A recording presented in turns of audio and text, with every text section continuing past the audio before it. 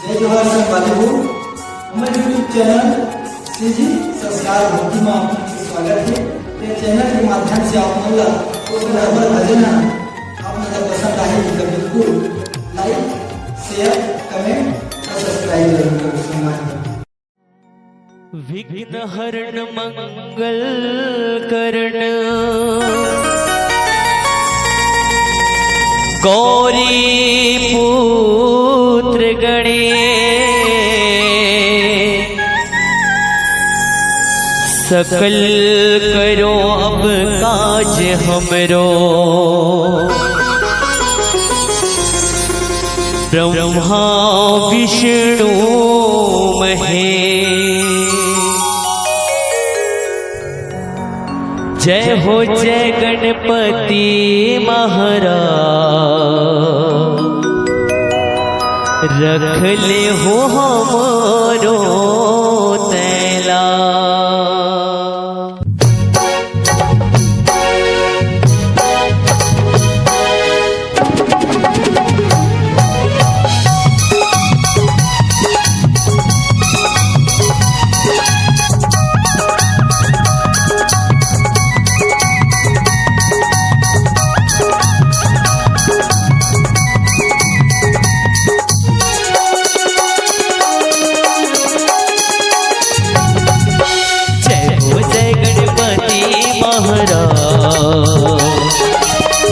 रख ले हो मोरो तैला। जय हो जय गणपति महाराज रख ले मोरो तैला। कोनो तोला गजानन कहे कोनो तोला गणेरा, कोनो तोला गजानन कहे कोनो तोला गणेरा। जय हो जय गणपति महाराज रख ले हमारो तैला। जय हो जय गणपति महाराज रख ले हमारो तैला।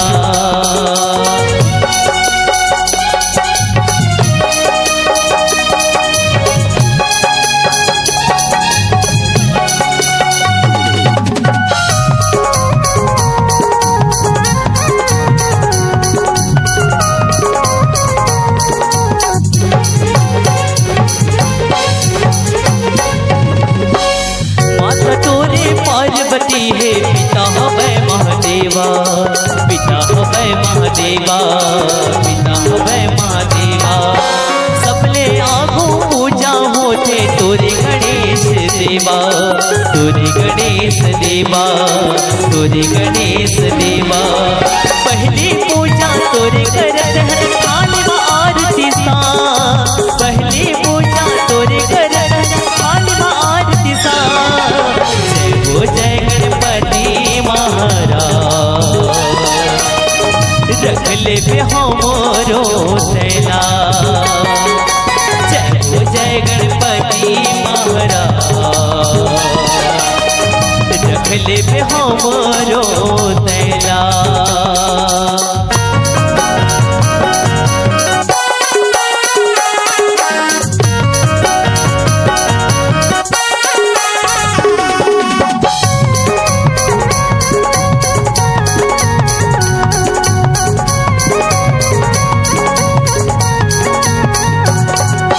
कोनो गरुड़ कोनो बैना में बैठे तोर मुसबाह सवारी, तोर मुसबाह सवारी, तोर मुसबाह सवारी।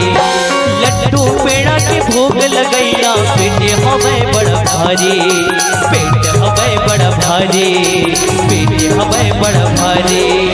लाजल हमरो रख दे भगवन बीच सभामा, लाजल हमरो रख दे भगवन बीच सभामा। जय हो जय गणपति महाराज रख ले हमारो तैला। जय हो जय गणपति महाराज रख ले हमारो तैला।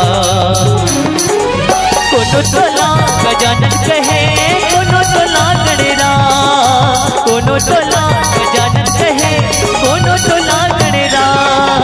जय हो जय गणपति महाराज, रख ले बे हमरो तैला। जय हो जय गणपति महाराज, रख ले बे हमरो तैला। जय हो जय गणपति महाराज, रख ले बे हमरो तैला। रख ले बे हमरो तैला, रख ले बे हमरो तैला। जय हो जय गणपति महाराज, रख ले बे हमरो